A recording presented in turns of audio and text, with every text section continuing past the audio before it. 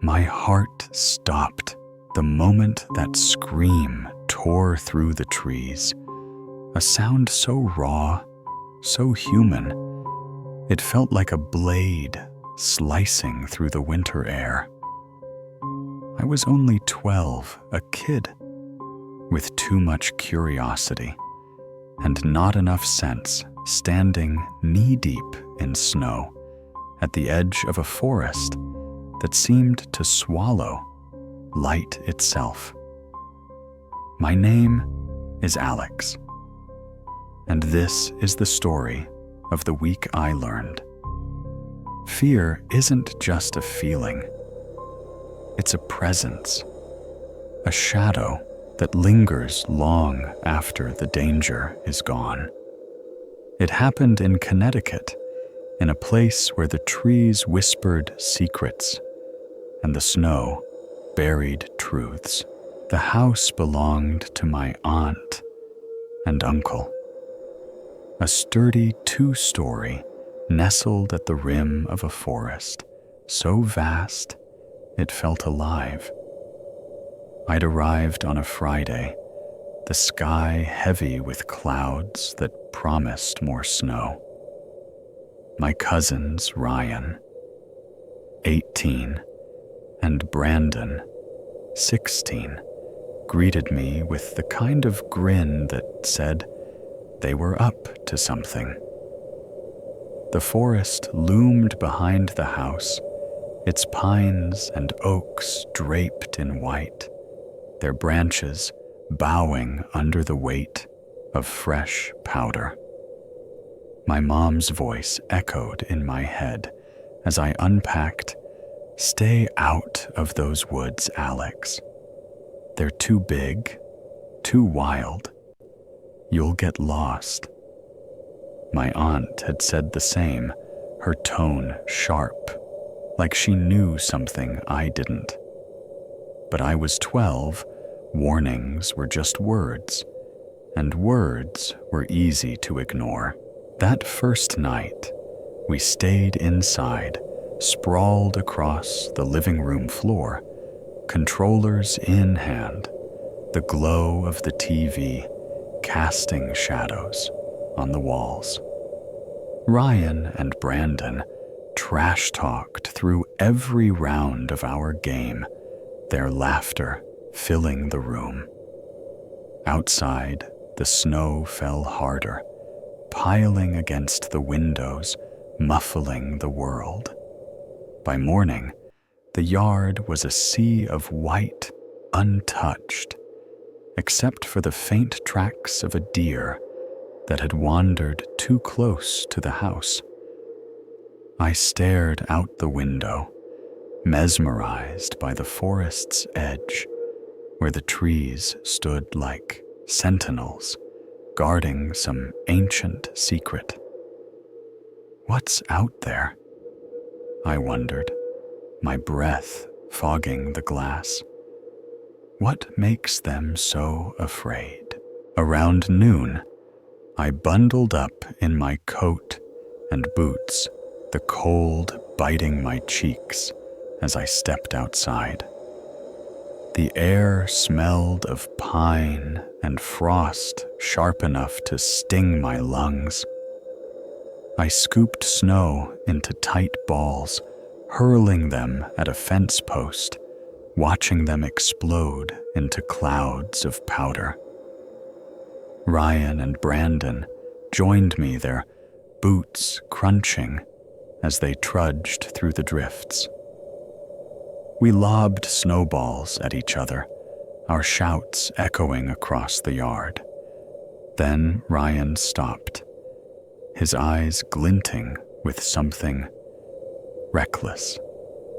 "Hey, Alex," he said, his voice low, like he was sharing a secret. "Wanna see what's in the forest?" I froze, my mom's warning flashing through my mind.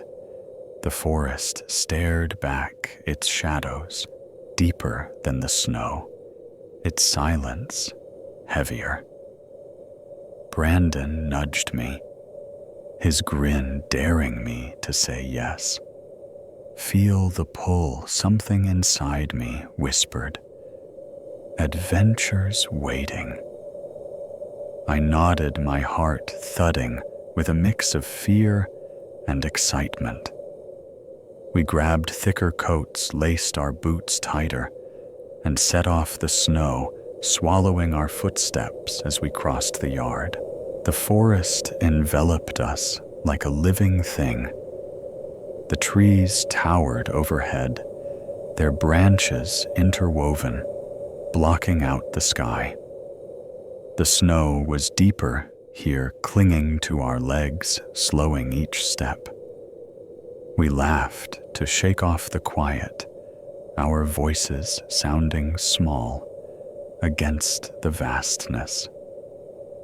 Ryan led the way, his shoulders squared, while Brandon tossed snow at me, pretending we were explorers on some grand quest. This is it, I thought, my chest swelling. This is what freedom feels like. But 10 minutes in, the laughter died. It started with a scream. A girl's voice, high and piercing, cut through the forest like a shard of glass. My body locked up, every nerve screaming to run. The sound wasn't distant. It was close, too close, as if she were just beyond the next tree. I looked at Ryan, his face pale, his eyes wide. Brandon stood rigid, his breath clouding the air. What was that?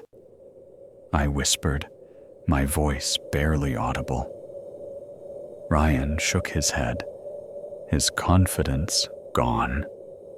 Probably nothing, he said, but his voice cracked, betraying him.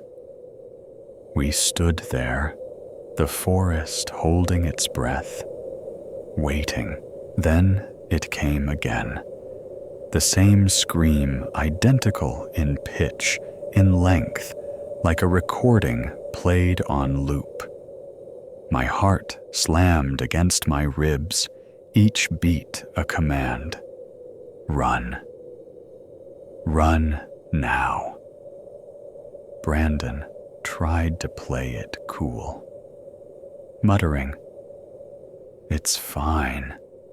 Just some kid messing around," but his hands were shaking. Before he could finish, the scream ripped through the trees. A third time, sharper, closer. This isn't a prank, my mind screamed. This is real. Panic took over. We turned and ran, snow dragging at our legs, branches clawing at our coats. The cold burned my throat, but I didn't stop, didn't dare look back. We burst into the yard, gasping our breath, loud in the sudden stillness. The house stood before us, a safe haven, but something felt wrong. A faint sound reached us. Not a scream, but a steady, rhythmic thud. It came from the old wooden shed near the fence, its door swaying slightly in the wind. Ryan, the bravest, crept closer, his boots crunching softly. He peered inside, his face tightening. "Nobody's here," he said, but his voice was hollow. The latch was broken, the door hanging loose. Inside, the shelves were bare tools, hammers, a drill, all gone.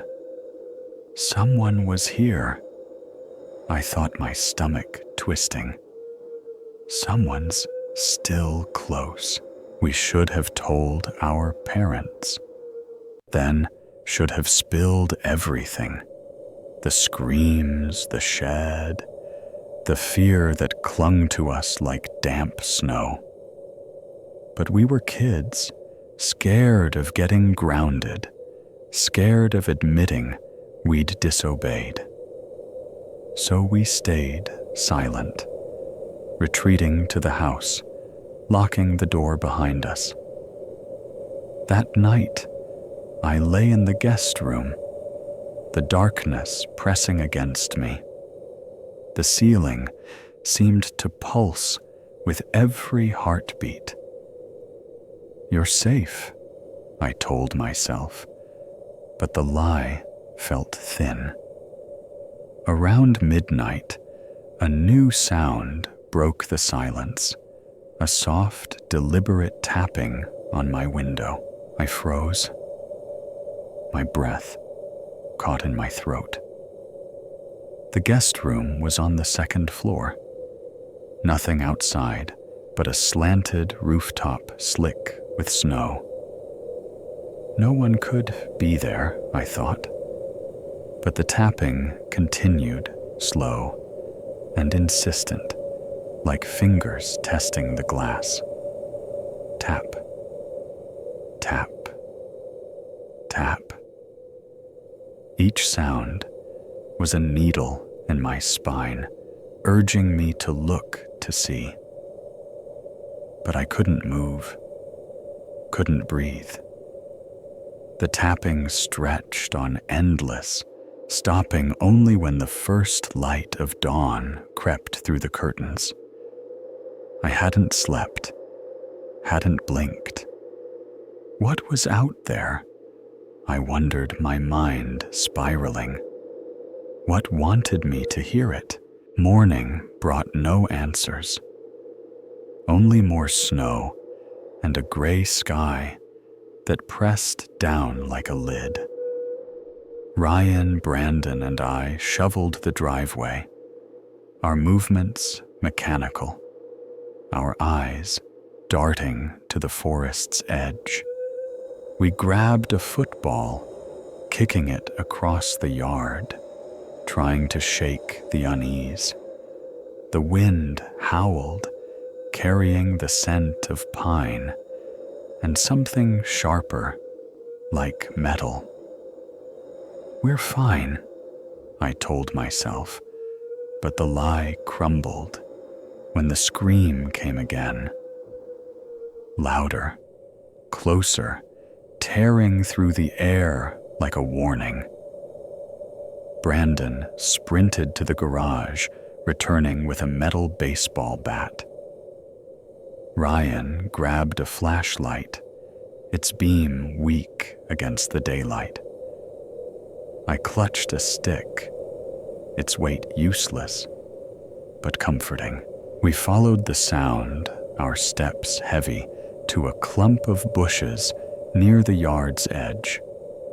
There, half buried in snow, was a small battery-powered radio, its volume cranked to the max. It played the same girl's scream over and over, a mechanical loop that mocked our fear. Relief flooded me.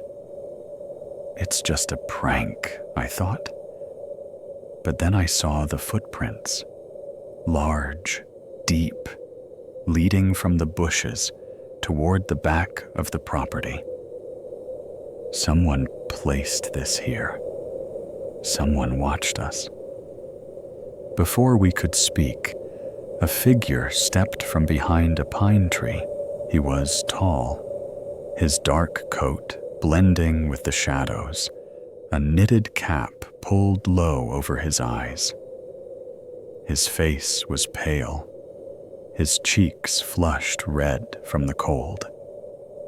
"Hey guys," he called, his voice too friendly, too smooth. "Come with me. I've got something to show you." Ryan's shout cut through the air. "No?"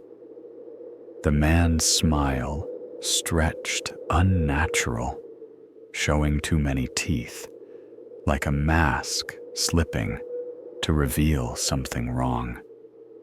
He stood there, unmoving for seconds that felt like years.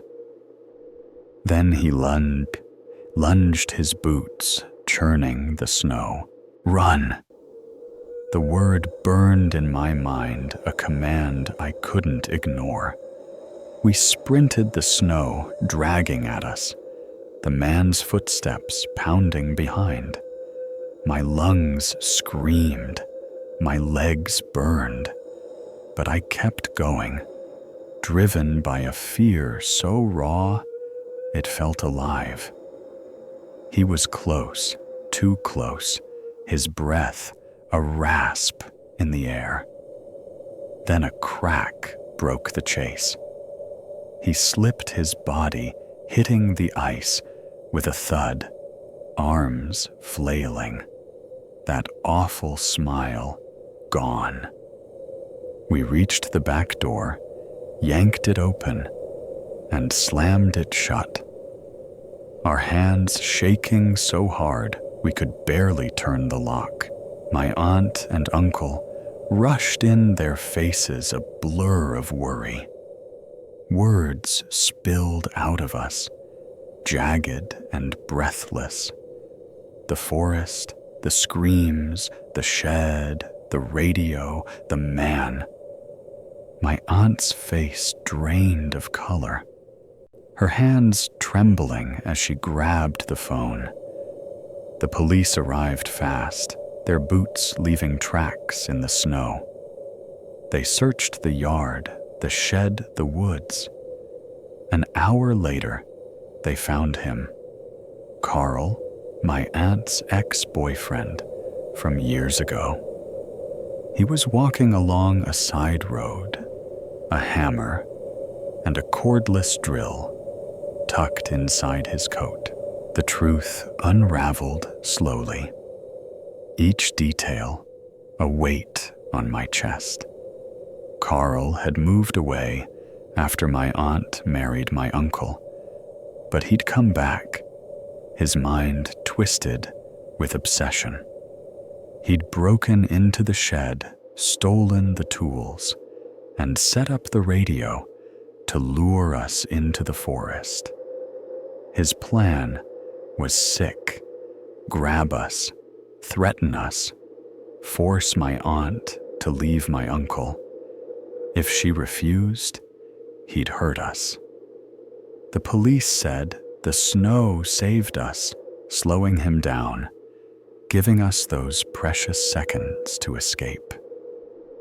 His slip on the ice was our miracle, a fleeting chance we hadn't earned, but clung to.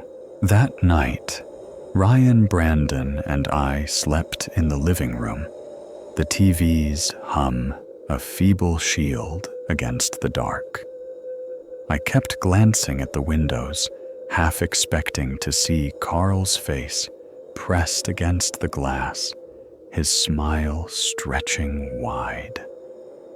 The snow kept falling, burying his footprints, erasing the radio's tracks. The police returned the next morning, collecting the broken radio, snapping photos of the shed. "You kids were lucky," they said, but the word felt wrong. Luck didn't explain the tapping on my window, the scream that still echoed in my dreams. Years later, I can't see snow without feeling it, the weight of that week, the cold that seeped into my bones. The forest taught me something, I think, staring out my window on winter nights. Fear isn't just in the shadows, it's in the choices we make, the warnings we ignore. I disobeyed my mom, my aunt, and nearly paid a price I can't imagine. Carl failed his plan. crumbling in the snow.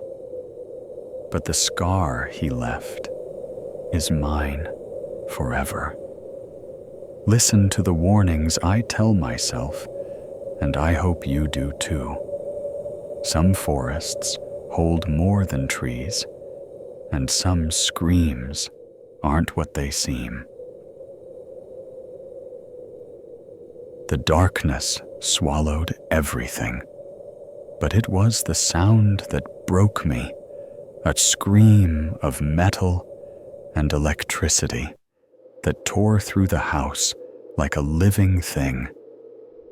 I was 8 years old, curled under my blankets, a flashlight beam dancing across the pages of a worn comic book. The clock on my nightstand glowed 1 Hailuo a.m., its red numbers a faint comfort in the quiet. My name doesn't matter, not when fear strips you down to nothing but a racing heart and trembling hands. That night, in our small house on the edge of a restless neighborhood, I learned that safety is a lie we tell ourselves when the lights are off. My sisters Lena and Kayla were in their rooms down the hall, each lost in their own worlds. Mom was gone working the night shift at the hospital, leaving us with the weight of an empty house. The neighborhood had been on edge for days. Gunshots had echoed a few nights before, sharp and sudden, like warnings carved into the air. Mom had set the security system to its highest level. The keypad by the front door, blinking green, a promise that nothing could touch us. You're safe, I told myself, flipping a page, the comic's colors blurring under my tired eyes. But promises are fragile, and that night they shattered. I was halfway through a panel when the alarm exploded into life. The sound was a physical force, a wail that shook the walls, rattled the windows, and clawed its way into my chest. My comic hit the floor, my flashlight rolling under the bed. I bolted upright, my pulse a drumbeat in my ears. The noise wasn't just loud, it was alive. A scream that demanded attention, that refused to be ignored. I stumbled into the hallway, my bare feet cold against the wood, and found Lena and Kayla already there, their faces pale in the dim glow of the nightlight. Code. Lena shouted, her voice barely cutting through the siren's howl. I didn't need the reminder. My hands moved on instinct, trembling as I ran to the keypad by the front door. The numbers Mom's 4-digit code felt like a prayer as I punched them in. The alarm cut off mid-scream, leaving a silence so heavy it pressed against my skin. My heart thudded, each beat a question. What was that? We stood there, 3 kids in a hallway, staring at each other, waiting for the world to make sense again. Kayla's voice broke the stillness, small and sharp. Did you open anything? I shook my head, my throat too tight to speak. I'd been in my room, lost in my comic, the world outside, forgotten. We checked the doors. We could see front, backside, all locked, their bolts unmoved. The windows were sealed, their latches firm. But one door remained unchecked, the one we feared most, the garage door, the weak spot, as Mom called it, opening straight to the alley behind the house. We didn't dare go near it. The garage was a black hole, a place where shadows could hide anything. Lena tried to laugh, her voice forced. Maybe a wire's loose, she said, but her eyes darted to the hallway's end where the garage door waited.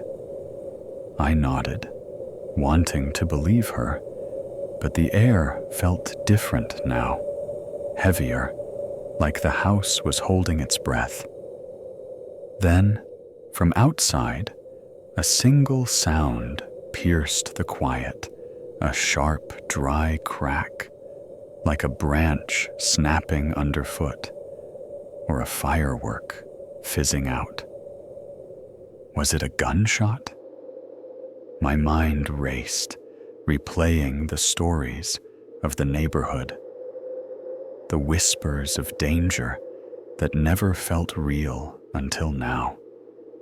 We froze our breaths, shallow, waiting for something, anything, to happen. Nothing did. The silence stretched thick and oppressive until the alarm screamed again. This time, it wasn't just sound. It was a warning, a voice telling us we weren't alone. My legs locked fear, rooting me to the floor. Lena grabbed my arm, her nails digging into my skin, but I couldn't move, couldn't think. The siren wailed, relentless, filling every corner of the house. Kayla pushed me forward, half dragging me to the keypad. My fingers fumbled, missing the numbers once, twice, before the code clicked into place. The alarm died, leaving us in that suffocating silence again. What's out there? I thought my chest tight. What's trying to get in? We stood in a tight circle, our backs to the wall, eyes locked on the garage door. It was still shut, its lock untouched, but the sight of it felt like a threat. Don't go near it. My mind whispered a command I couldn't shake. Lena broke the stalemate, her voice low but firm. Master bedroom. Now. We moved as one, hurrying across the hall to Mom's room, where the door had a stronger lock, a second barrier against whatever lurked outside. Kayla kicked the door shut, twisting the bolt with a force that echoed in the quiet. She drew the curtains tight, sealing us in darkness, the room's shadows stretching like fingers across the walls. We weren't just hiding, we were arming ourselves. Kayla grabbed a heavy table lamp, its base solid enough to swing. Lena picked up Mom's old softball bat, her grip tight, her eyes fierce. I reached for a metal perfume bottle on the dresser, its weight cold and reassuring in my hand. We sat on the carpet, backs pressed against the bed, listening to the house settle. Every creak, every gust of wind against the siding made us flinch. The air was thick with the scent of lavender from the bottle, but beneath it was something else, fear sharp and metallic, like blood on the tongue. "You're safe here," I told myself, but the lie felt hollow, crumbling with every sound from beyond the door. Minutes crawled by, each one a test of our courage. My eyelids grew heavy, the adrenaline fading, but every time my head dipped, a noise jolted me awake. A branch scraping the roof, a floorboard shifting under the house's weight. I stared at the gap beneath the door, the faint light from the hallway nightlight casting a thin glow. What if a shadow moves? I thought, my heart racing. What if something's already inside?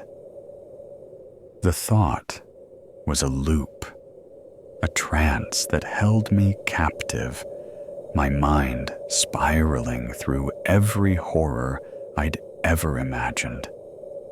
Lena's hand on my shoulder grounded me, her touch a reminder that I wasn't alone. Around 4:00 a.m., the sky began to gray, the first hints of dawn seeping through the curtains. Birds chirped outside their songs, a mockery of the night's terror. The house felt almost normal, almost safe. But we waited too scared to trust the light. Lena unlocked the door, her movements slow, deliberate. The hallway was empty, the light flickering, but steady. We moved together, checking each room, each window, each lock. Everything was in place: front door, side door, back door, all secure. It was nothing, I told myself, but my stomach twisted as we approached the garage. I turned the knob, easing the door open. The garage was dim, the single bulb overhead casting jagged shadows across boxes and tools. The big lift-up door was shut, its hinge bar untouched, but the air was wrong, cold, sharp, like the night had seeped inside and stayed. A faint smell lingered, not oil or dust, but something raw, like earth after rain. Someone was here. I thought, my skin prickling. We didn't step outside, didn't dare check the alley. We closed the door, locked it, and told ourselves it was enough. Lena called our older brother across town, her voice steady but strained. I called Mom at the hospital, my words tumbling out. She sounded calm, promising to check the security cameras when she got home. "Only I have the gate key," she said, her voice a lifeline. No one could get to that door without climbing the fence. Her words were meant to soothe, but they didn't. When she arrived at sunrise, she walked the yard, her face unreadable. No broken boards, no forced latch, no footprints in the dirt. The camera above the porch showed nothing but empty night, But the alarm sensor log told a different story. 2 trips, 3 minutes apart, both at the garage door. Something tried to get in. Twice. The company said it might be a glitch, but they couldn't explain the scratches on the outer knob, faint but real, like marks from a tool or a blade. Mom had the lock replaced that afternoon, her hands steady, but her eyes distant. She's scared too, I realized, and that scared me more than the alarm.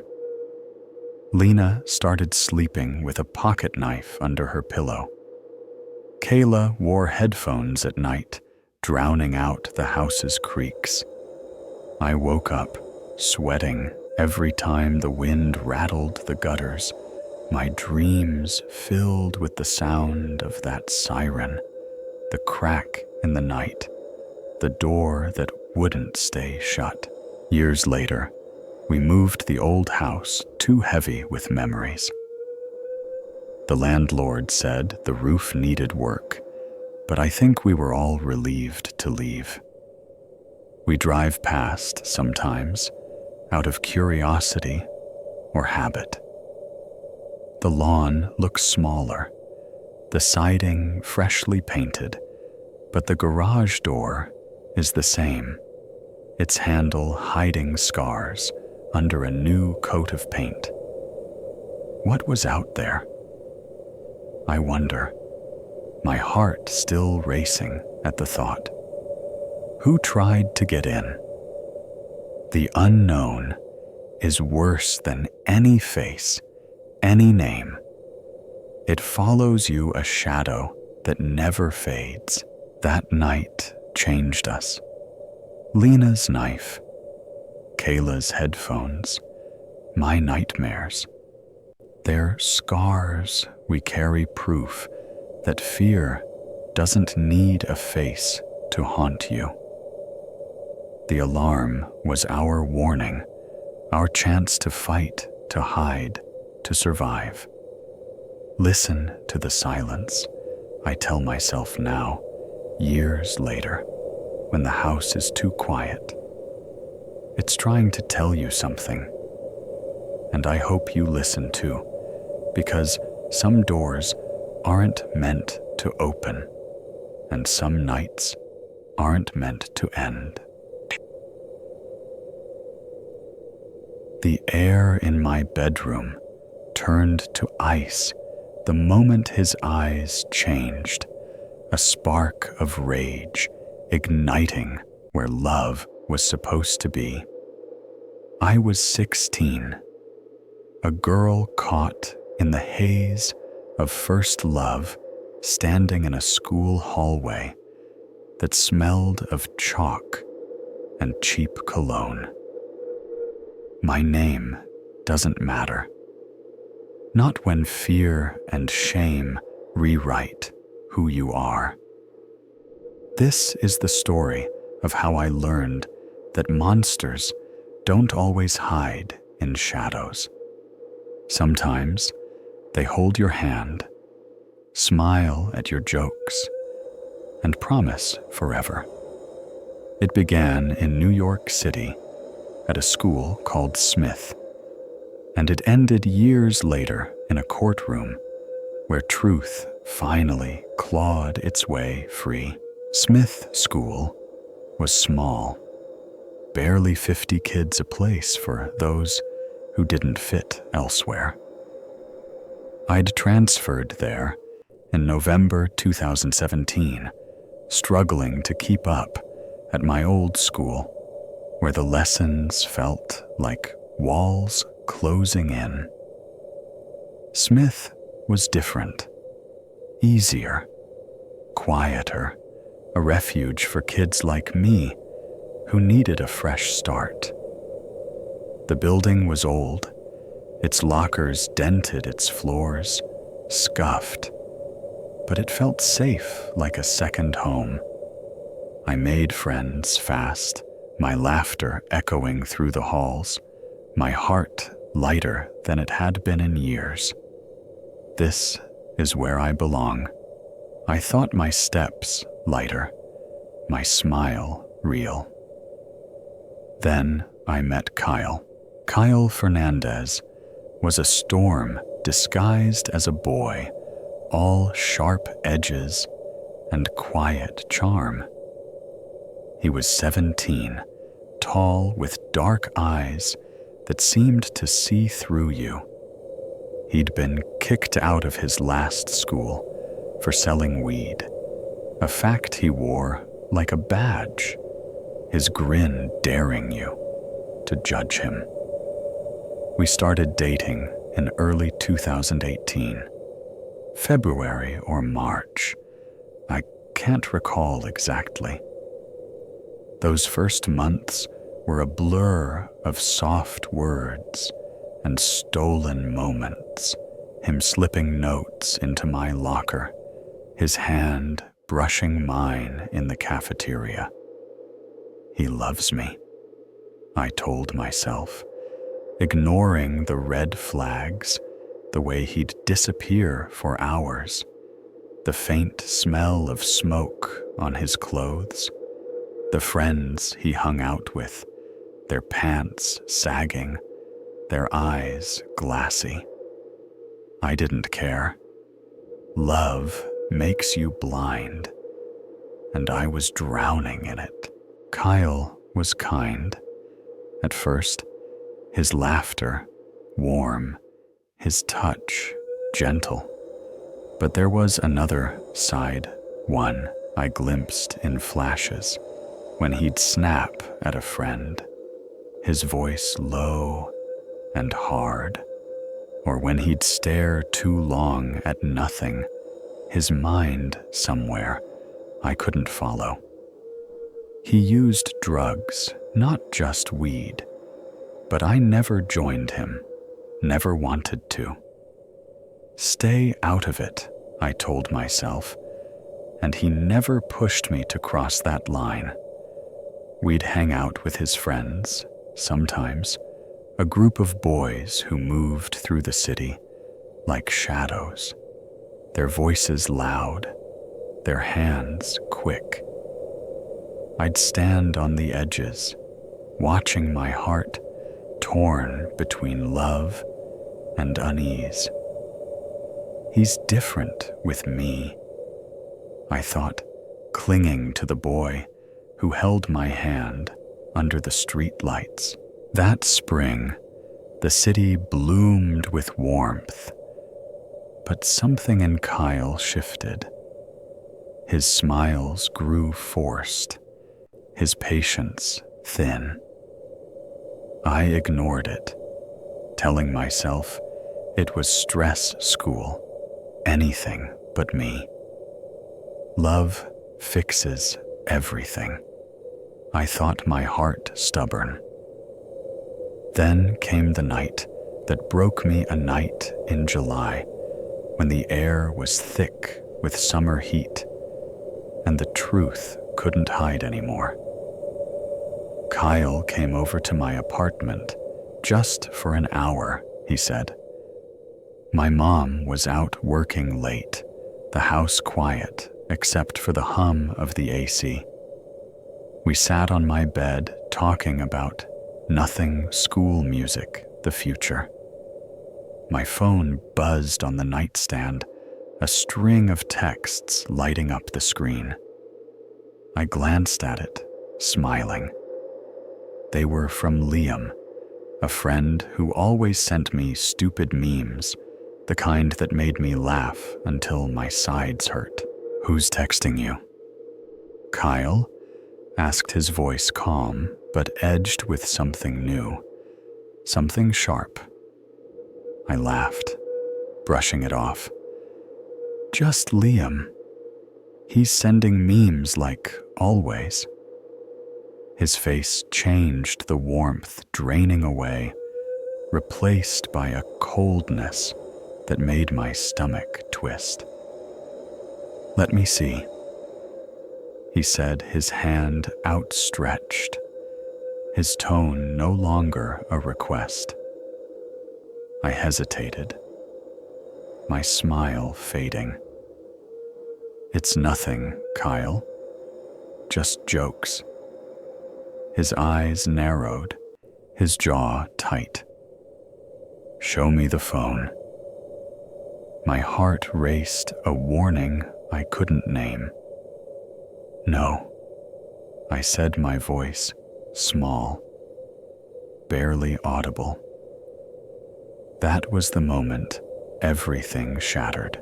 Kyle lunged for my phone, his movements swift, brutal. He snatched it from my hand, his fingers digging into my wrist. Before I could react, he hurled it against the wall, the screen exploding into a web of cracks, glass scattering across the floor. The bed, the dresser. I froze, my breath caught my mind struggling to process the violence in his hands. This isn't him, I thought, but the lie crumbled as he turned to me, a shard of glass glinting in his fist. "You think you can hide things from me?" he snarled, his voice a blade. I raised my arms, shielding my face, but I was too slow. He plunged the glass into my left arm, a quick, searing pain that stole my scream. 2 seconds later, he pulled it out, blood welling up hot and sticky, soaking my sleeve. I screamed, then a sound torn from my core, raw and endless. The pain was fire, but the betrayal was worse, a wound that cut deeper than any glass. Kyle's face twisted, his voice rising over mine. "Are you happy now?" he shouted, before turning and running, his footsteps fading as he fled the apartment. I stumbled to the bathroom, my arm throbbing, my vision blurred with tears. The sink ran red as I washed the wound soap stinging like acid. I wrapped it in a bandage, my hands shaking my mind, a storm of fear and disbelief. He did this to me, I thought, staring at the blood-soaked cloth. The boy I loved. I went back to my room, my heart pounding, and peeled off the shattered screen protector. My phone still worked, barely. I blocked Kyle on everything: texts, calls, social media. My fingers trembling with every tap. He's gone, I told myself, but the fear lingered a shadow in every corner. I didn't tell anyone, not my mom, not my friends. When people asked about the bandage, I lied, saying I'd cut myself on a broken glass. When they asked about Kyle, I said, we just didn't work out. The lie was easier than the truth, safer than admitting I'd loved a monster. Keep it buried, I thought. And I did for years. Life moved on. The scar on my arm fading, but never gone. A reminder. I hid under long sleeves. I graduated, got a job, built a new world where Kyle didn't exist. But trauma has a way of waiting patient and cruel. In August 2023, I was at work, the hum of the office, a steady rhythm, when my phone vibrated in my pocket. The number was unfamiliar, a 212 area code, not my home line. I answered, curious. "Hello?" A woman's voice came through calm but heavy. "This is New York Presbyterian Hospital. Your mother has been hit by a car. She's in critical condition." My world stopped. My hand shook the phone, slipping in my grip. "I'll be there," I said, my voice a stranger's. I ran out of the office, not stopping to explain my heart, a drumbeat of dread. The hospital was a blur of white walls and antiseptic smells. A nurse led me to a room where my mom lay, tubes snaking from her arms, her face pale, her body still. "She's in a coma," the nurse said, and I sank into a chair, tears burning my eyes. I asked for details, my voice breaking. The nurse's words were a hammer. A man drunk had stolen a car, driven onto a sidewalk, hitting a cyclist. Then my mom, then 5 others, their bodies colliding in a chaos of flesh and metal. "Do you know his name?" I asked, my throat tight. "Not yet," she said. "Maybe tomorrow." The next day brought 2 truths. One, a miracle. The other, a nightmare.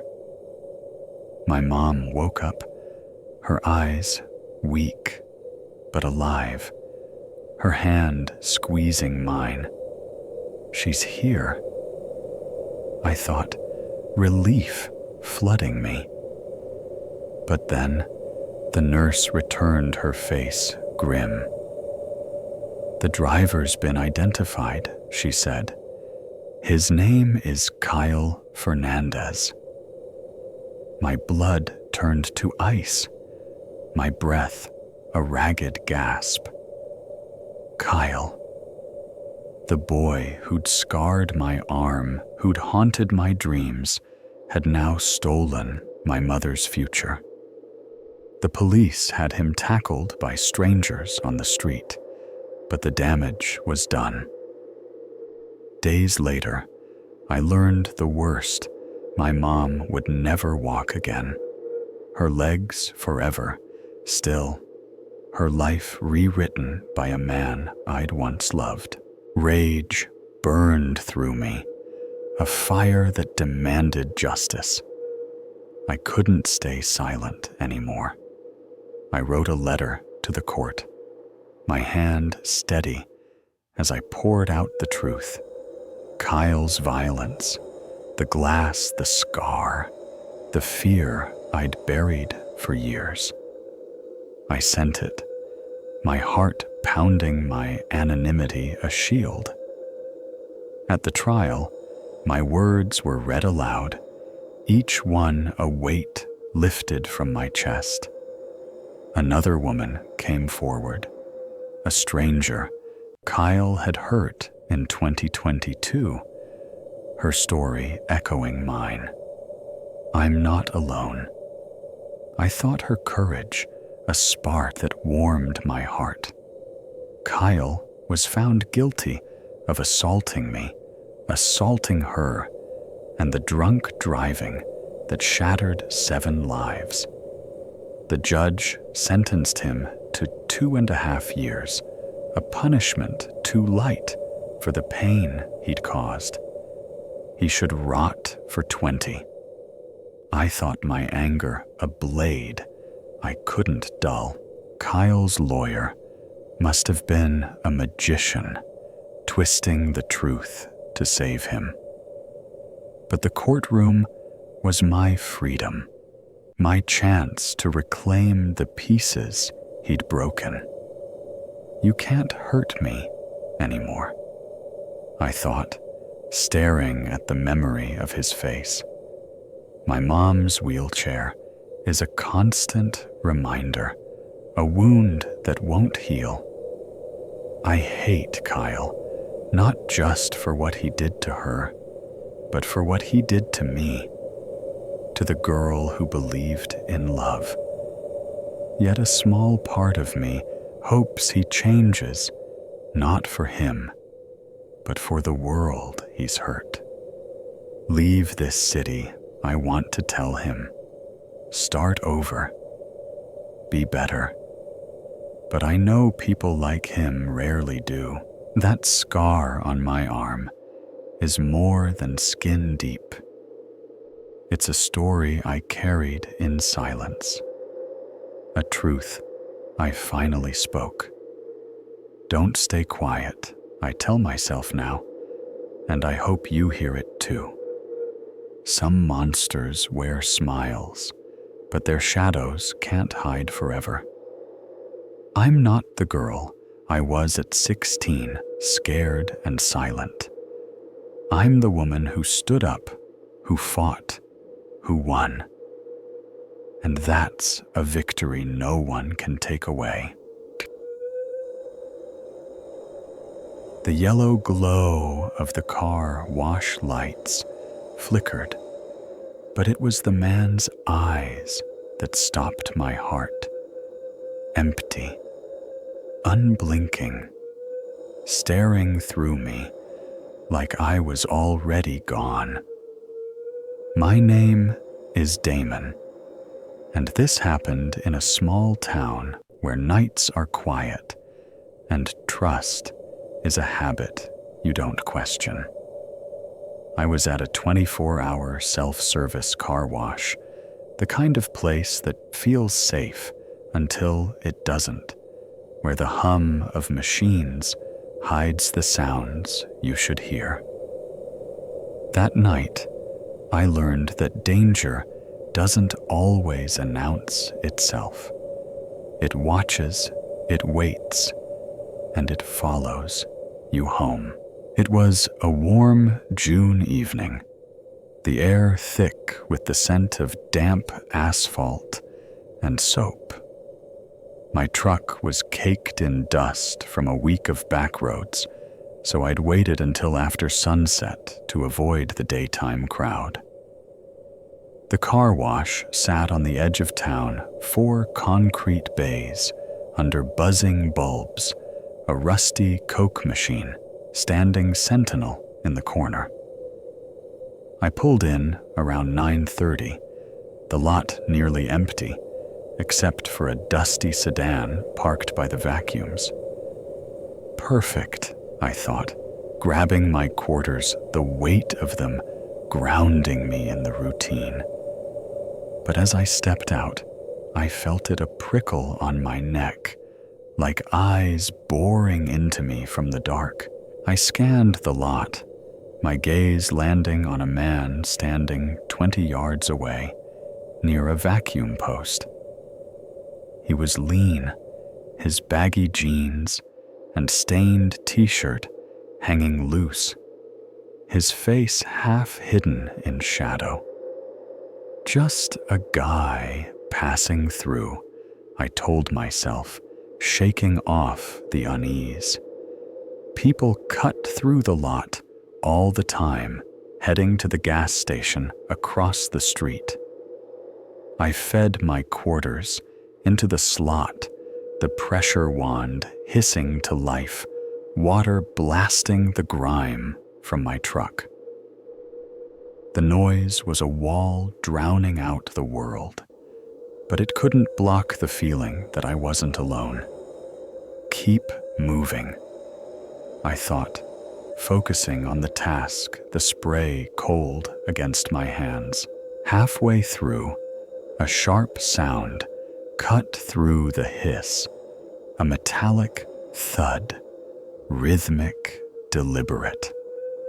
I released the trigger, the silence rushing in. and turned. The man was still there, slamming his forehead against the vacuum's metal housing again and again, like he felt nothing. A dark patch spread where his skin met steel blood, mixing with rust. My stomach twisted, my pulse quickening. He's on something. I thought my town no stranger to addicts. I kept my distance, my grip tight on the wand, and resumed washing, but my eyes never left him. Stay calm, I told myself, but the word felt hollow, a lie against the growing dread. Minutes later, a red Chevy pickup roared into the lot. Its body dented its muffler, scraping the ground. The man stopped, climbed into the passenger seat without a word, and the truck peeled out, tires screeching. Gone, I thought, relief flooding me. I finished rinsing my truck, the soap swirling into the drain, and climbed inside the cab, a familiar comfort. I pulled onto the road, heading home, the night settling around me. But 3 blocks later, I glanced in my rearview mirror, and my heart sank. Headlights, too close, too steady, following my every turn. I made a right onto Willow Street. No signal testing them. The headlights followed unwavering. My pulse kicked up, my hands tightening on the wheel. It's just a coincidence, I thought. But at the next corner, I swerved left, and the lights stuck to me like a shadow. This isn't random. I pressed the gas, weaving through the neighborhood's grid, taking random turns, rolling through a stop sign. My tires squealed, my breath shallow, but I kept moving, driven by a fear I couldn't name. At a gravel driveway leading to an empty barn, I killed my lights and pulled in my heart, pounding in my temples. Wait, I told myself, my eyes locked on the road. The red Chevy roared past its taillights, fading into pinpricks, and I exhaled, the tension easing. It's over. I drove home the long way. My nerves raw, the porch light a beacon as I parked. I locked the truck. My steps quick, but a glance at the backyard stopped me cold. The shed light was on its door, wide open, swaying in the breeze. My brother sometimes borrowed tools, forgetting to close up, but this felt different, wrong. The yard backed onto a strip of woods, oaks, and pines, so thick they swallowed the moonlight. I approached my boots soft on the grass and peered inside. The shelves were untouched, the tools in place, but the air carried a scent, earthy sharp, like something alive had passed through. I pulled the string, the light dying, and shut the door, my hands unsteady. Just the wind, I told myself, but the lie didn't stick. Inside, I double-checked every lock, every window, the routine a shield against the night. I was halfway up the stairs when a new sound froze me. 3 hard thuds against the back door, deliberate, heavy. The thin curtain hid the porch. The bulb outside long burned out. I stood my breath shallow, waiting. It's nothing, I thought, but the thuds came again, harder, the glass rattling in its frame. I'm calling the police. I shouted, my voice steadier than I felt. The pounding stopped, replaced by a sound that chilled me to the core, a raspy, playful laugh, the same one I'd heard at the car wash, now closer, wronger. He's here. The laugh faded, the silence heavier, and I waited, phone in hand, my thumb hovering over 911. Please let him be gone. Sleep didn't come, but exhaustion pulled me under. Sometime after midnight, at 3:00 a.m., thirst woke me. My throat dry, my body heavy. I tiptoed downstairs, the house dark, and felt a draft. The back door was open an inch, its lock untouched. My stomach dropped fear, a living thing in my chest. I reached for the knob, my hand trembling, but a rustle from the living room stopped me. In the faint glow of a street lamp through the curtains, I saw it, a figure crouching behind the couch, shoulders rising and falling with each breath. My heart slammed against my ribs, my legs urging me to run. I backed away, silent, and climbed the stairs, locking myself in my bedroom. Call. Now? My mind screamed, and I dialed 911, whispering to the operator. My voice barely audible. A floorboard creaked outside, then another. He's coming. The laugh came again, closer, followed by slow, uneven steps.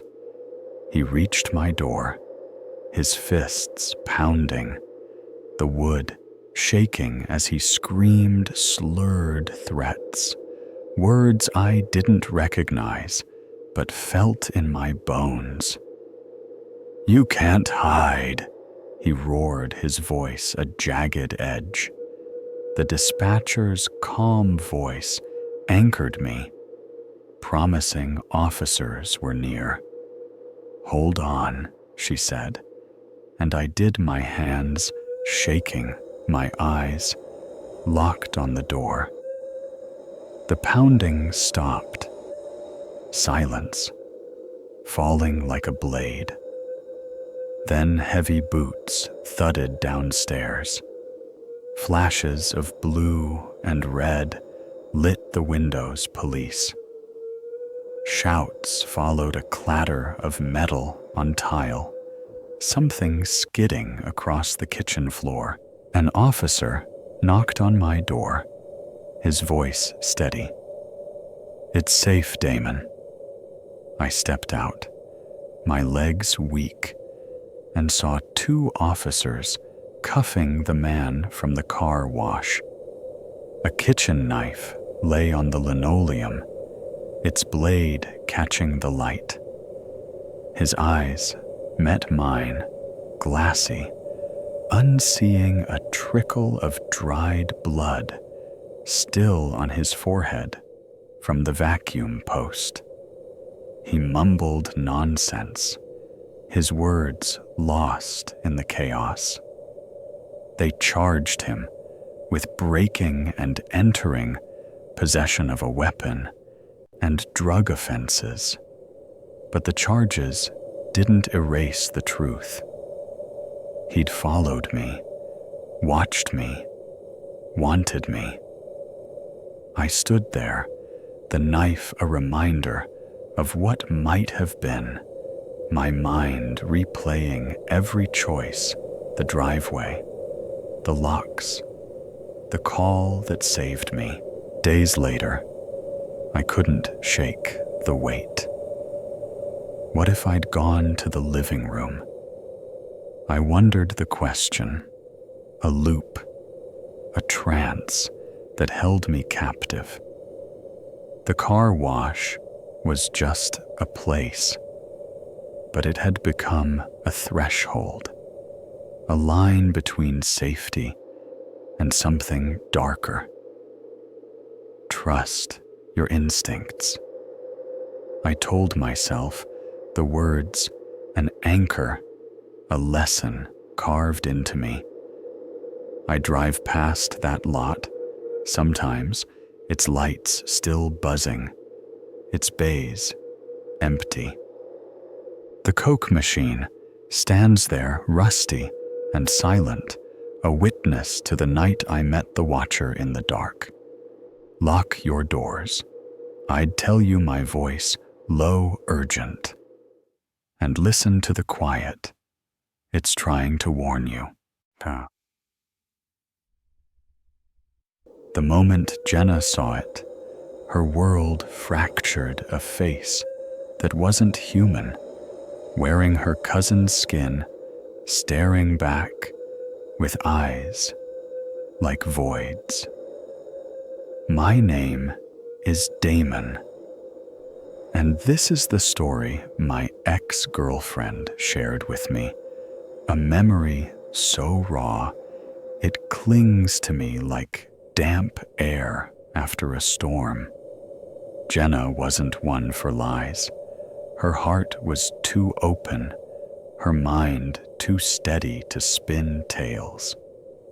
What she saw in that apartment wasn't a shadow or a dream. It was something that slipped through the cracks of reality, something that didn't belong. This happened in the early 2000s in a crumbling apartment complex where trust turned to terror in a single breath. Jenna was 20, then a college student navigating life with a quiet strength. Her laugh could warm a room, her eyes bright with dreams of a future she hadn't yet mapped out. She was tethered to her family, especially her cousin, Stacy, who was her mirror. Same age, same fire, same history of shared secrets. They'd spent summers chasing fireflies, winters huddled under blankets, whispering about boys and fears and the world beyond their small town.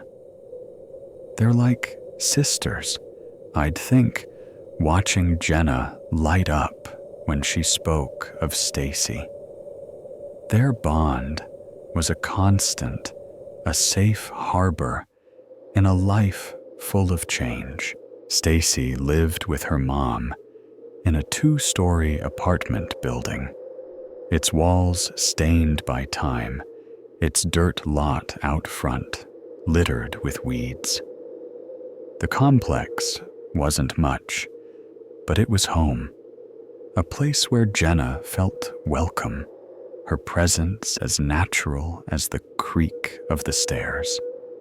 She had a key, a symbol of trust, and she'd drop by unannounced, her visits a ritual of love.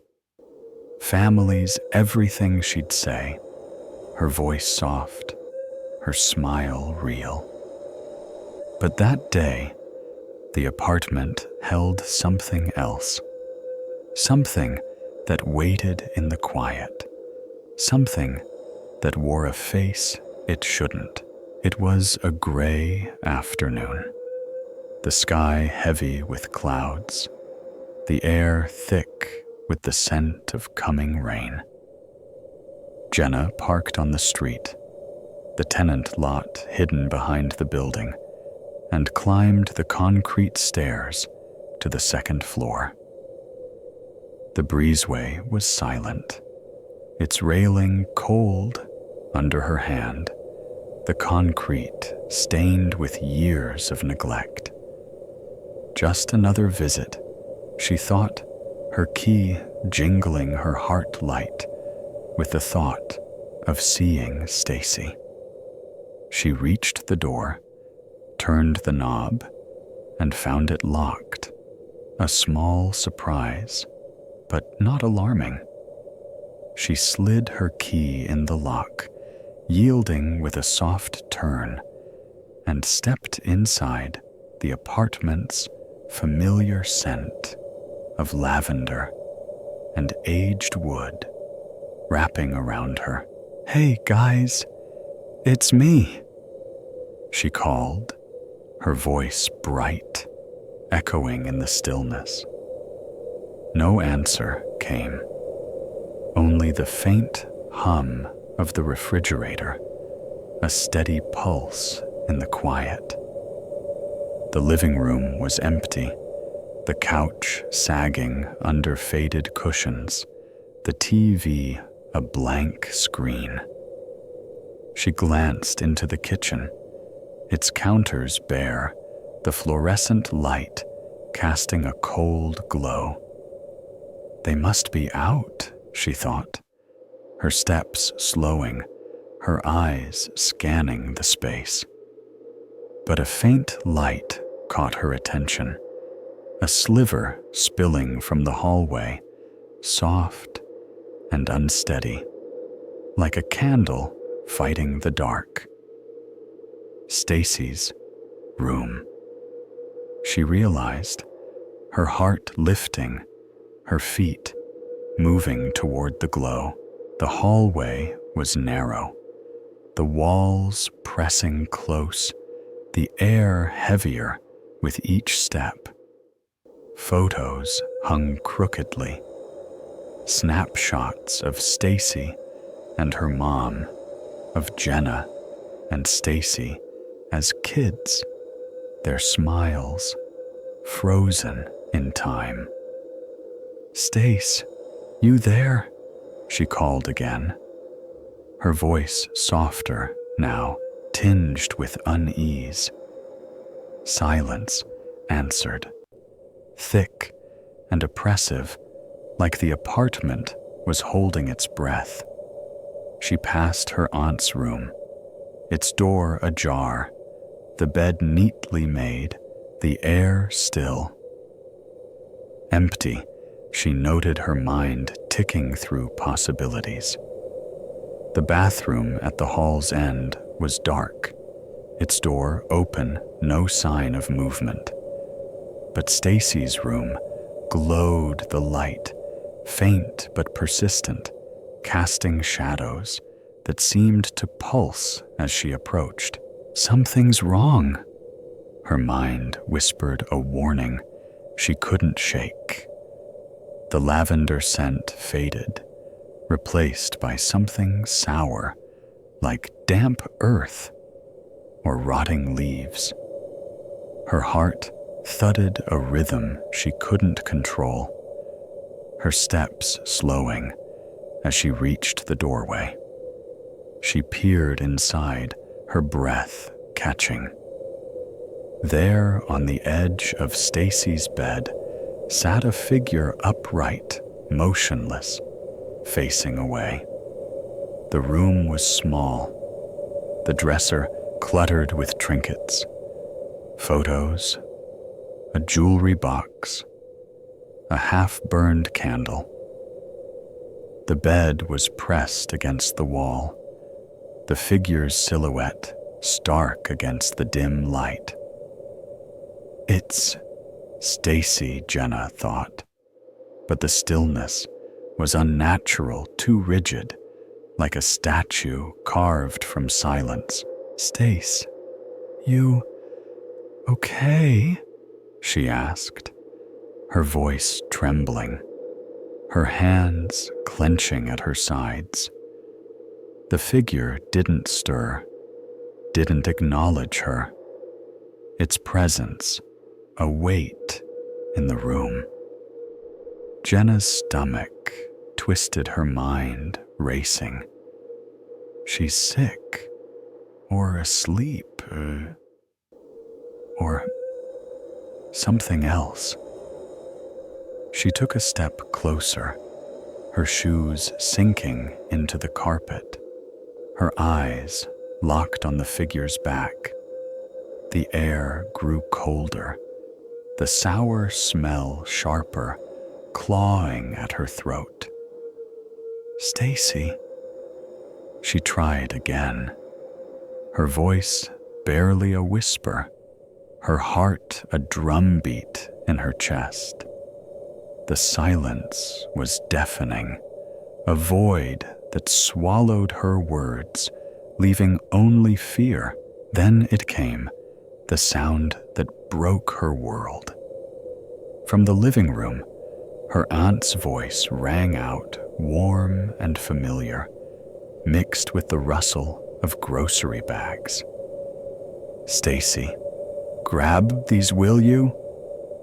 her aunt called, and Stacy's voice answered, bright and unmistakable, laughing about a sale at the store. Jenna's blood turned to ice, her breath stopping in her throat. If Stacy's in the kitchen, who's on the bed? Her mind screamed a loop of panic that held her captive, her body rooted to the floor. The figure hadn't moved, but the air was wrong now, heavy with a presence that didn't belong. Run, her instincts urged a command she couldn't obey, her eyes locked on the figure's back. Slowly, impossibly, the head turned, just the head, the shoulders still, the motion unnatural, like a marionette on broken strings.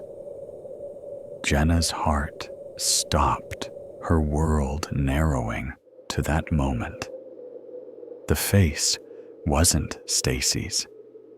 It was gray, its angles sharp where curves should be, with no lips, only a slit for a mouth. Its eyes were black pits, deep and empty, reflecting her own terrified face like a dark mirror. The gaze was cold, emotionless, yet piercing, as if it saw through her, into her soul. This can't be real, she thought, but the horror was undeniable, a weight that crushed her chest. She screamed a raw, primal sound and bolted down the hallway, her feet pounding, her vision blurred with tears. She burst into the kitchen, where Stacy and her aunt stood unpacking groceries, their faces shifting from confusion to alarm. "There's someone in your room," Jenna gasped, her voice breaking, her hands shaking.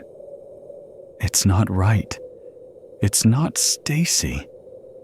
They froze, their eyes wide, before Stacy grabbed a baseball bat from the corner, her grip tight, her aunt close behind. They moved as one, back to the room, Jenna trailing her legs, weak, her mind a storm of fear and disbelief.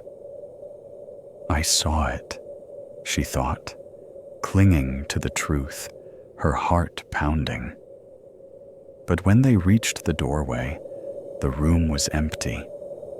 The bed was bare, save for a faint indentation where the figure had sat, the light still glowing, mocking her with its normalcy. They searched every inch of the apartment, closets, corners under the bed. No back doors, no windows, no hidden panels, nothing to explain how something could vanish. I saw it, Jenna whispered, her voice shaking, her eyes locked on the mattress. Her aunt's face was pale, her hands trembling as she held Stacy close.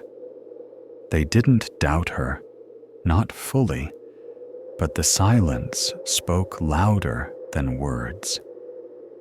There was no answer, no logic to grasp. What was it? Jenna's mind looped a trance of questions with no end.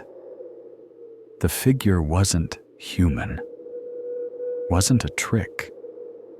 It was something else, something that wore Stacy's shape like a mask, something that left a scar on her soul. That night, Jenna stayed at a friend's place, unable to face the dark alone.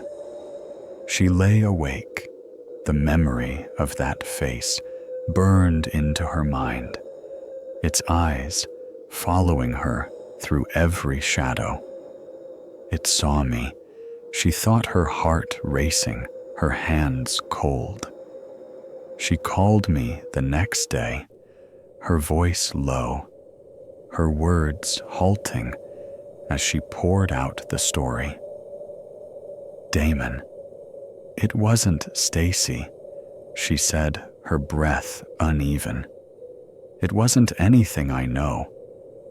I listened, my own fear, rising, her terror, a weight I couldn't shake. Believe her, I told myself, her honesty, a light in the dark. I held her hand as she spoke, her fingers trembling, her eyes distant, like she was still in that room. Jenna never returned to the apartment, couldn't bear the thought of its walls, its light, its silence. Stacy and her mom moved out soon after, though Jenna never asked why. The complex still stands, its windows dark, its breezeway empty. But I drive past sometimes, my heart heavy with her story. What was it? I wonder, my mind circling the question, a loop I can't break. Jenna changed after that day, her laugh quieter, her eyes wary, like she was always searching for something in the shadows. Believe what you see, she told me once, her voice steady but haunted, even when it doesn't make sense. I carry her story, now a burden and a warning, a reminder that the world holds corners we can't explain. Check the shadows, I tell myself, my heart quickening at the thought of that face, those eyes. Some things don't belong. Some faces aren't what they seem, and some rooms hold more than memories. Listen to the quiet, I'd tell you, my voice low urgent. It's trying to tell you something. The wind howled like a living thing, but it was the wail that froze my blood, a sound not born of earth, drifting through the storm like a warning from beyond. My family and I were camped by a lake, a place meant for laughter and rest. But that night, nature turned against us, and something else watched from the dark. I'm a father, a man who thought he knew fear until the storm showed me a terror that lingers in my bones. This happened years ago, but the memory is sharp, carved into me, like the scars on the trees we left behind. I work for an outdoor outfitter, so my kids and I are no strangers to the wild. We've pitched tents in rain, cooked over sputtering fires, and slept under stars that felt close enough to touch. But my wife had never joined us, her city roots keeping her tethered to comfort. This time will be different, I promised, buying a family tent so big you could stand inside its nylon walls, a shield against her doubts. We planned a weekend at a lake an hour from home, a valley cradled by ridges, its water calm under a summer sky. Friends would meet us there, with their kids, a group, to share the fire and the stories. It'll be perfect, I thought, loading the car, my kids' chatter, a bright thread in the morning air. We arrived by noon. The sun warm, the grass soft underfoot. The lake stretched before us, its surface a mirror reflecting pines that climbed the hills. I set up the tent on a flat patch, my hands steady, my wife watching with a mix of curiosity and skepticism. "Not bad," she said, her smile cautious, her eyes scanning the wilderness. I stuffed sleeping bags, backpacks, and a cooking box inside, zipping the door tight, the fabric taut against the stakes. The kids ran to the shore, skipping stones, their laughter echoing across the water. This is what I wanted. I thought my heart full, the world simple and good.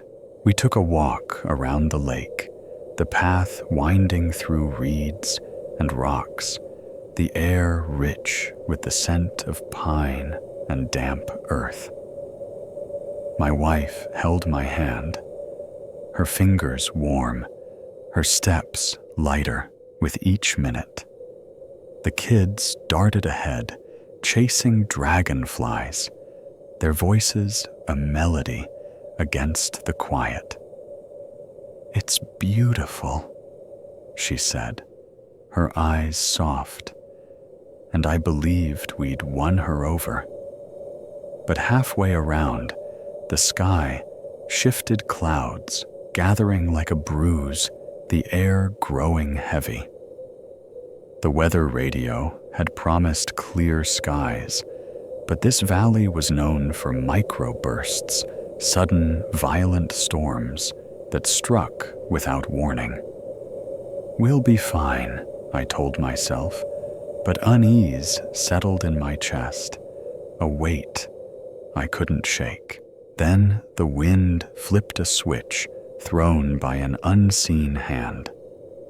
Trees on the ridge bent low, their branches groaning, sand skittering across the beach. The lake churned its surface, white with chop waves slapping the shore. I looked back at our campsite, my heart sinking. The tent was gone, tumbling across the water like a bright kite gear spilling into the waves. I yelled, kicked off my shoes, and dove in the cold, biting my skin, the current pulling at my legs. I swam hard, my arms burning, and grabbed a tie-down cord, dragging the sodden mess back to shore. The damage was brutal. Poles snapped, rainfly torn, everything soaked. My daughter's flashlight was lost a camp pillow, gone forever. We'll make do. I thought my voice steady for the kids, but my wife's face was tight. Her trust in camping shattered. We built 2 fires to dry our clothes, the flames spitting in the damp air. Our friends arrived at dusk, their kids spilling out their tents, a lifeline. They loaned us blankets, squeezing our children into their shelters, and we laughed over grilled hot dogs, trying to salvage the night. The worst is over, I told myself, but the sky stayed gray, the wind a low growl. My wife and I climbed into our old station wagon. Its back seat flattened an air mattress wedged inside. We settled under damp quilts, the car creaking its loose parts, rattling in the gusts. We're safe, I thought, but the word felt fragile, a lie against the darkening night. Rain came first, a sprinkle that turned to a roar, sheets of water slicing through the wagon's broken seals. Our heads were soaked, the pillows damp, the cold seeping into our bones. Lightning flashed so close, it left shapes behind my eyes, a jagged dance across the sky. I grabbed the walkie-talkie, my voice tight. "Kids, you okay?" My son's voice crackled back, brave for his friends. "This is awesome," he shouted, but seconds later, a bolt struck a pine between the tents, the trunk exploding, bark flying like shrapnel. The ground shook, the wagon lurching, and the kids' screams cut through the static. They ran to us, slipping in mud, their faces pale in the strobe of lightning. "Never again," my wife said, her teeth chattering, her hand gripping my arm. We stuffed them inside, 8 of us, now huddled in the leaking car water, dripping down our necks. The wind stilled for a moment, a heartbeat of silence. And then we heard it, a wail, long and low, rising from the forest across the flooded campsite. The wind wasn't an animal, but something shaped like a voice weaving through the storm. Its rhythm unnatural, its tone cold. My skin prickled, my breath shallow, the sound curling inside me like smoke. What is that? I thought, my heart racing, my eyes locked on the trees. No one spoke, our breaths fogging the windows, the kids' hands clutching ours. Lightning flashed, and there it was, a tall, thin figure, standing just inside the tree line, motionless, a silhouette carved from night. No coat, no hat, just a shape that didn't belong, nailed to the trunks by the storm's white light. The flash faded, the world dark again, but the image burned in my mind. "Dad, who's out there?" My youngest asked, her voice small, her eyes wide. "I don't know," I said, wishing I'd lid, my voice betraying me. The rain returned harder, hail pelting the roof, but the wail persisted, floating over the lake, a sound like breath through a broken flute. It's not human. I thought my heart a drumbeat, my hands shaking. Lightning flashed twice more, and twice more the figure stood unmoving, its presence a weight in the dark. Why doesn't it move? My mind looped a trance of fear, my eyes straining for another glimpse. The kids pressed closer, their warmth a frail shield against the unknown. We waited 40 minutes, stretching like hours water, pooling at our feet, the wail weaving through the storm. "Stay still," I told myself, a command to hold the fear at bay. The storm began to fade, thunder rolling into the hills, the rain softening to a drizzle. The wail vanished with it, leaving a silence heavier than the storm. I looked again, my breath held, but no shadow stood at the trees. Only broken branches and torn tents littered the mud. It's gone, I thought, but the relief was thin, a veil over the dread that lingered. The wagon wouldn't start its battery dead, so we stayed cold and damp until dawn. At first light, we crawled out, mud coating our shoes, our clothes heavy with water. The pine lay split its core, charred, but no footprints marked the ground, no signs of a visitor. "Just the storm," a friend said, his voice forced, but no one smiled. We cooked oatmeal on a propane stove, steam rising from wet clothes hung between cars like flags of surrender. The kids thawed, chattering about the tree that nearly crushed them, but my wife stayed quiet, her eyes distant, her hands tight around her mug. She's done with this. I knew, and I couldn't blame her. Back home, she declared camping over her voice final. But 2 months later, she softened, agreeing to try again, certain nothing could match that night. She's right, I thought, but the lake stayed with us, a memory we couldn't shake.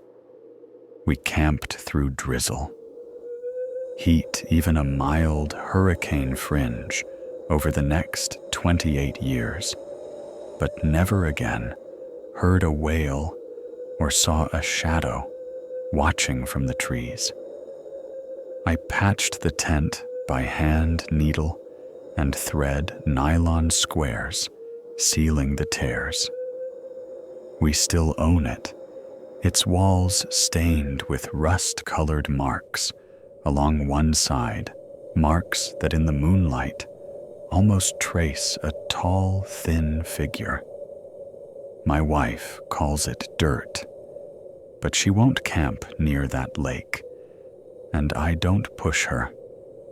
Some places hold secrets, I tell myself, and I hope you listen too. When the wind speaks, it's not always alone. The hum of the coolers was my only companion, until his shadow crossed the door. his eyes carrying a darkness that made my heart stutter.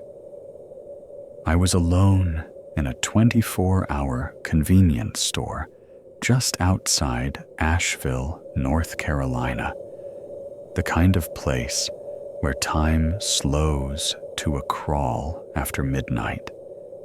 My name doesn't matter, not when fear rewrites who you are, leaving only instinct and a racing pulse. That night, in early November 2018, I learned that danger doesn't always strike. Sometimes it lingers watching, waiting, leaving you to wonder how close you came to something unspeakable. The store sat at the edge of town, a squat building bathed in fluorescent light, its windows reflecting the empty road beyond. The air was chilly, the kind that seeps through glass, making the counter feel like ice under my hands. I worked the overnight shift, 11:00 p.m. to 7:00 a.m., a job I took for the quiet and the extra pay. Most nights were routine stocking shelves, sweeping floors, serving the occasional trucker or late-night wanderer.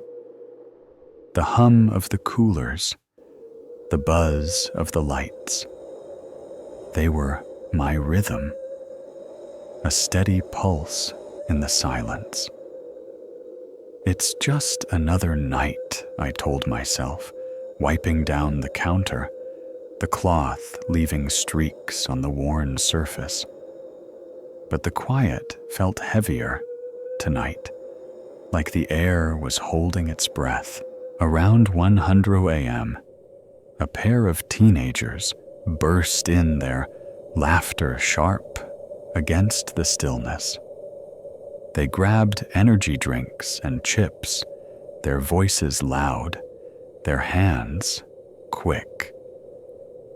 I rang them up, my smile automatic, my mind half elsewhere. They left the bell above the door, jangling, and the silence returned thicker, now pressing against my skin. I glanced at the clock, its hands crawling toward 2:00, and busied myself restocking the candy aisle, the rustle of wrappers, a small comfort. Keep moving. I thought my hands steady, my eyes darting to the windows where the night stared back black and endless. At 2:30 a.m., headlights pierced the dark, a rusted pickup truck rolling into the lot, slow and deliberate. My pulse quickened, a reflex I couldn't explain. The truck parked far from the door, its engine rumbling, its lights glaring through the glass. I squinted, trying to see inside, but the cab was a shadow. The driver, a vague shape hunched over the wheel. Just a customer, I told myself, but the unease grew, a knot in my chest. Minutes passed, maybe 10, and the truck didn't move its engine, a low growl, its presence a weight I couldn't shake. Why isn't he coming in? I wondered. My hands pausing on a shelf, my eyes locked on the lot. Finally, the engine cut off the silence, sharper for its absence.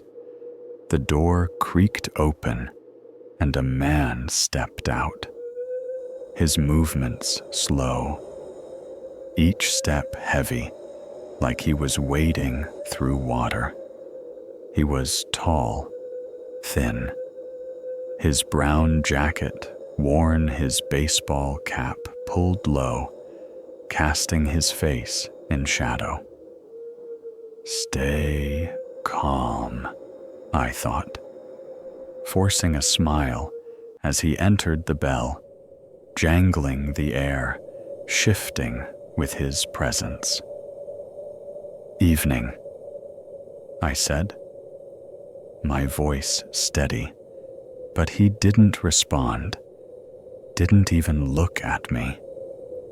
He moved through the aisles, his steps deliberate, his hands loose at his sides. He wasn't shopping, not really just pacing, pausing to stare at cans or bags, his head tilted, like he was listening to something I couldn't hear. My heart thudded, my fingers tightening on the counter. He's just tired, I told myself, but his silence was wrong. His movements too precise, too controlled. I glanced at the store mirrors, their angles showing him lingering by the chips, his back to me, his cap still low. What's he doing? I wondered, my mind racing, my breath shallow. He finally grabbed a single can of soda, its aluminum glinting under the lights, and approached the counter, his steps slow, his presence a shadow that loomed larger with each moment. Up close, his face was gaunt, his skin pale. His eyes, when they met mine for a fleeting second, empty like pools of ink, avoiding contact as quickly as they'd found it. I scanned the soda, my hands steady despite the tremor in my chest. $1, I said, my voice flat, my eyes on the register. He handed me a crumpled bill, his fingers brushing mine, and rough, sending a shiver down my spine. I gave him his change, my movements quick, my heart urging him to leave. He didn't speak, didn't nod, just took the can and walked out, the bell, jangling the door, swinging shut. He's gone, I thought, exhaling, but the relief was fleeting. I watched him through the window, expecting him to climb into his truck, but he leaned against it, sipping the soda, his eyes fixed on the store on me. Minutes stretched, each one a test of my nerves. Why is he still here?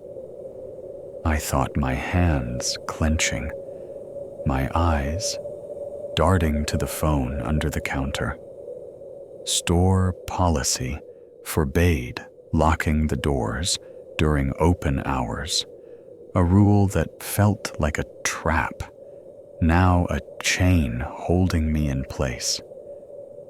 I busied myself with the coffee station, refilling filters, wiping spills, but my eyes never left the window, his silhouette a constant in the corner of my vision. He's just resting, I told myself, but the lie crumbled my pulse, a drumbeat in my ears. Finally, he climbed into his truck, the engine roaring to life, and pulled away, the tail lights fading into the dark. It's over, I thought, but the unease lingered a shadow in my chest. I returned to my tasks, stocking shelves, sweeping floors, but every noise, a car passing a branch, scraping the roof, made me flinch, my eyes darting to the lot. "You're fine," I told myself, but the store felt different now. Its walls too thin, its lights too harsh. 20 minutes later, headlights returned the same rusted truck, pulling into the lot closer, this time its engine idling loud in the night. My stomach twisted, my breath catching. He's back. I moved behind the counter, my hand on the phone, its weight a frail comfort.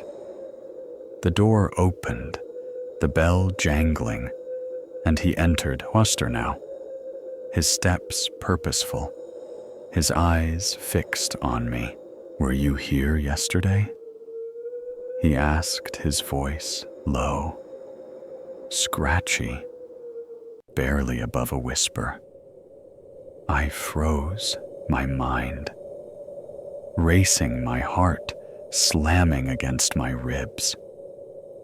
I had worked the previous night, but nothing stood out. No one had asked about him. "Yes," I said, my voice cautious, my eyes on his face, searching for intent. His lips trembled, his eyes narrowing, a flicker of something, fear, anger, desperation, crossing his features. "Did someone come in here asking about me?" He pressed his voice, urgent, his hands clenching at his sides. What does he want? I thought, my grip tightening on the phone, my body braced for anything. "No, I said, shaking my head, my voice steady, despite the fear. "No one asked about you."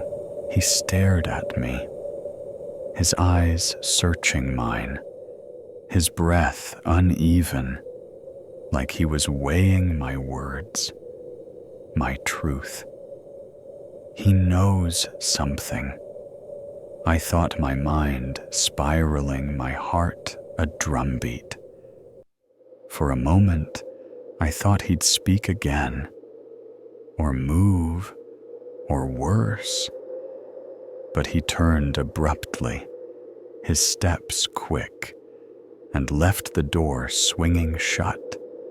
The bell, a sharp note in the silence.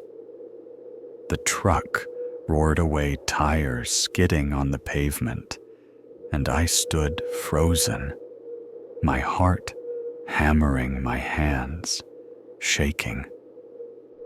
What just happened? I wondered the question, a loop, a trance that held me captive. The rest of the night passed in a blur, every sound a threat, every shadow a figure waiting to return.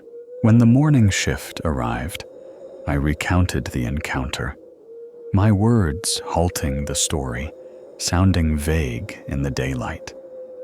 Probably just a drifter, my coworker said, but his eyes didn't meet mine, his voice lacking conviction.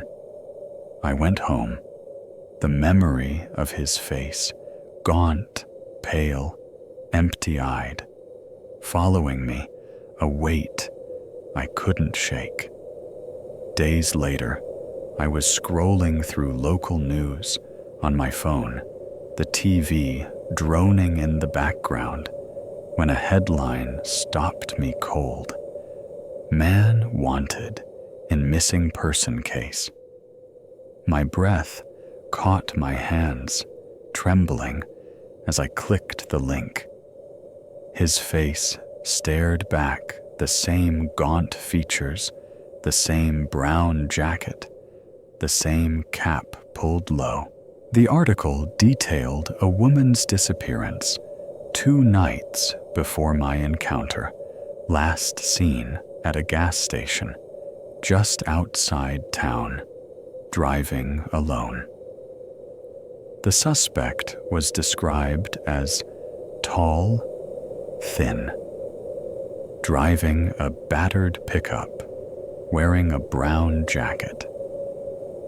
It was him. I thought, my heart racing, my mind replaying his questions, his urgency. Did someone ask about me? Had he thought I'd seen something, heard something that could tie him to her? The thought was a blade cutting through the haze of that night. I was alone with him. I realized the truth, a weight that crushed my chest. I quit the job soon after, unable to face the store, its lights, its silence, its memories. Years later, I still drive past that building, its neon sign flickering its lot empty most nights. What did he want? I wonder the question, a shadow that follows me, a loop I can't break. His eyes, his voice, his presence. They're scars. I carry proof that danger doesn't need to touch you to leave a mark. Trust your instincts, I tell myself, my voice low, my heart heavy. And lock your doors even when the world feels safe.